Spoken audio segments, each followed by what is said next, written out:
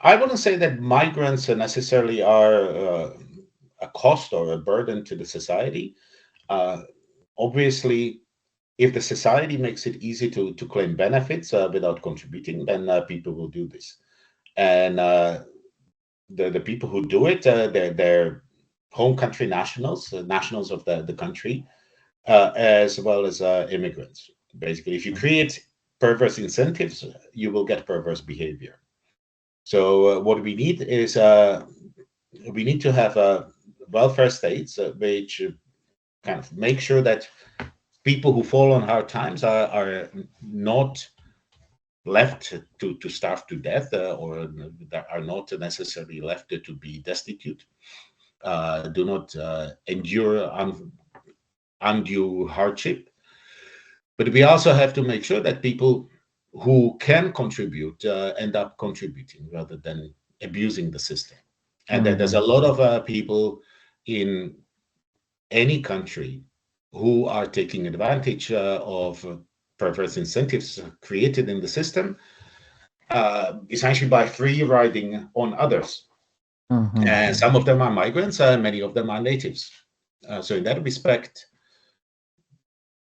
if such incentives exist, it is no wonder that migrants, some migrants, take advantage of them.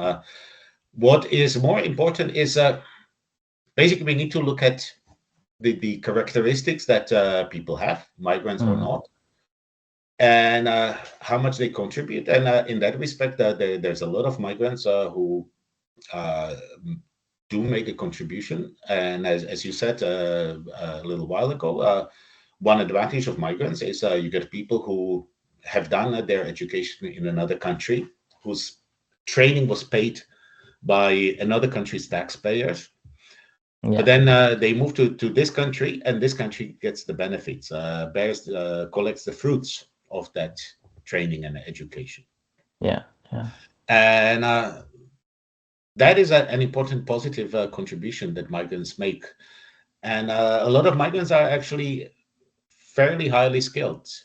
We tend to think of migrants as being low skilled, because when we see someone who has a university degree or someone who has a PhD and who works for an international company and lives in an expensive part of the city and drives an expensive car and so on, we don't see that person as a migrant.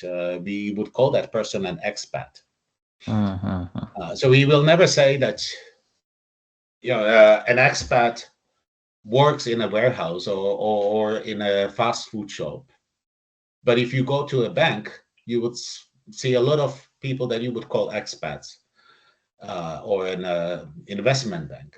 And so we have this kind of dichotomy, artificial dichotomy between good migrants that we call expats and then not so good migrants that we call migrants or immigrants.